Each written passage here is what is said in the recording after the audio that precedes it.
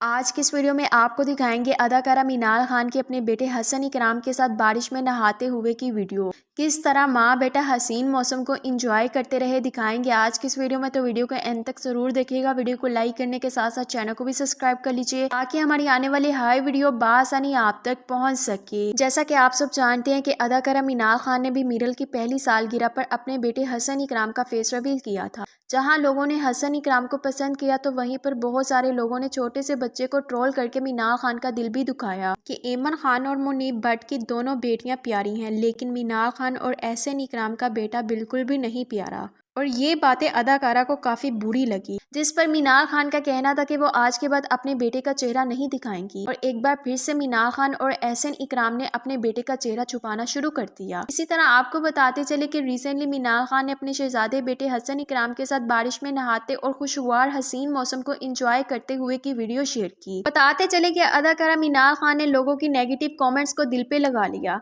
और इस वीडियो में भी मीनाल खान ने बेटे के चेहरे को नहीं दिखाया। हाय किसी ने मीनाल खान की मौसम को एंजॉय करते हुए की वीडियो को खूब पसंद किया और ढेर सारे लाइक्स दिए। तो आप सबके ख्याल में मीनाल खान ने बेटे का चेहरा ना दिखाने का फैसला गलत किया या सही? हमें कमेंट्स में अपनी कीमती राय के साथ जरूर दीजिएगा। आपकी कमेंट का इंतजार रहेगा। अपना ढेर सारा ख्याल रखिएगा। मिलते हैं किसी और अच्छी इंफॉर्मेटिव वीडियो के साथ, तब तक के लिए खुदा हाफिज।